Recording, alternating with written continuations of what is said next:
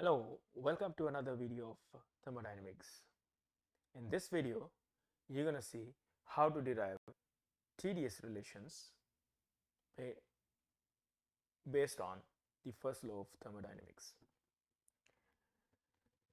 So first of all, we're going to write the first law of thermodynamics for a closed stationary system.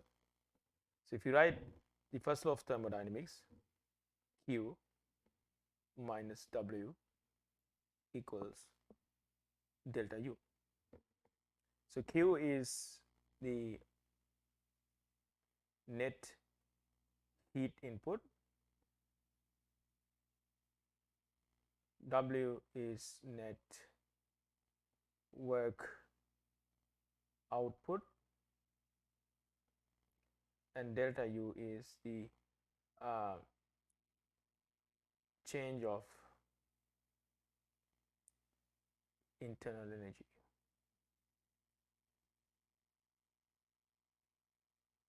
Change of internal energy. Now, if you take the differential form, and consider that the system, that the processes are internally reversible, take the differential form, delta Q for an internally reversible process minus delta W for internal reversible process equals du. Now I use these deltas for these differential quantities and d for the differential quantity of u, because Q and W, or heat and work, are process dependent quantities. They are not properties. They do not depend on the state, they do depend on the path.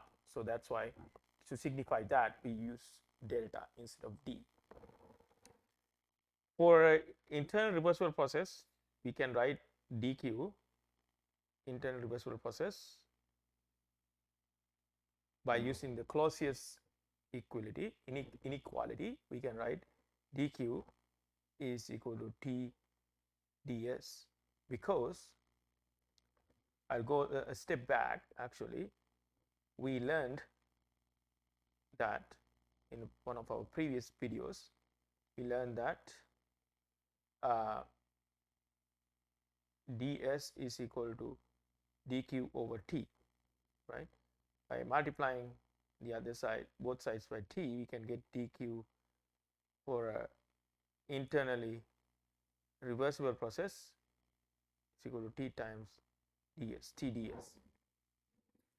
And for internal reversible or quasi-static expansion or compression, for internally reversible process, work out is equal to P dV. P is pressure, P is volume. Okay.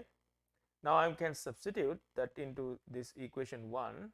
Sorry, I'm going to substitute that into this equation 2.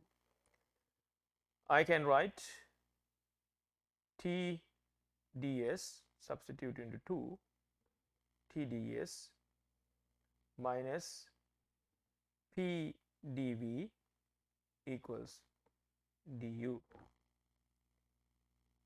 Now that's our first TDS relation, right? I can change this numbers a little bit. I can say that TDS equals du plus P dV.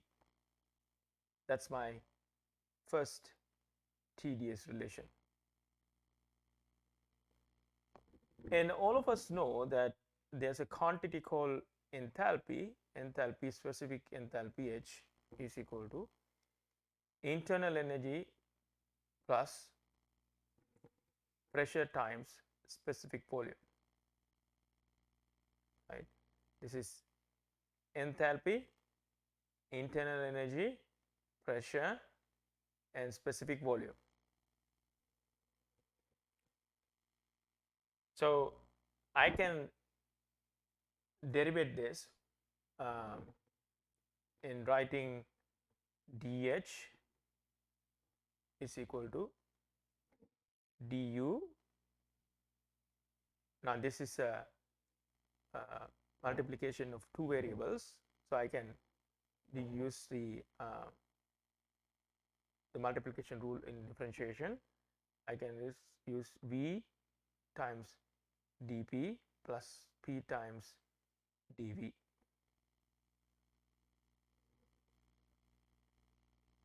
And from the previous equation, I can substitute du. Du is equal to, from equation 3, right? Let's say this is 3, right? From 3 I can substitute, from 3 I can substitute dh is equal to, instead of du I write t ds minus p dv, right, plus v dp plus p dv. Now what happened? This is the same term and then cancel each other, and I have dh is equal to t ds plus v dp.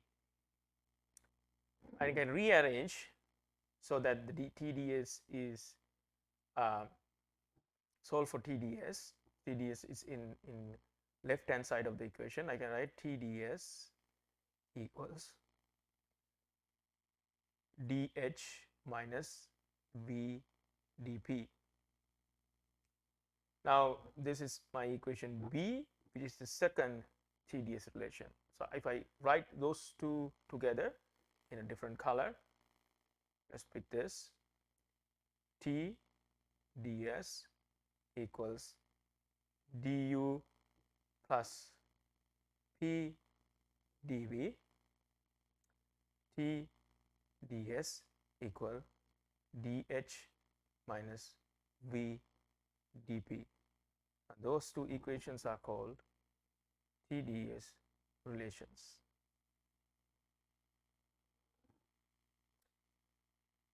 So we started with the first law of thermodynamics, right? This equation right here, and also we used the property relation between the enthalpy and internal energy, and then we arrived to the TDS relations. That's it for this video. See you again in another video. Thank you very much.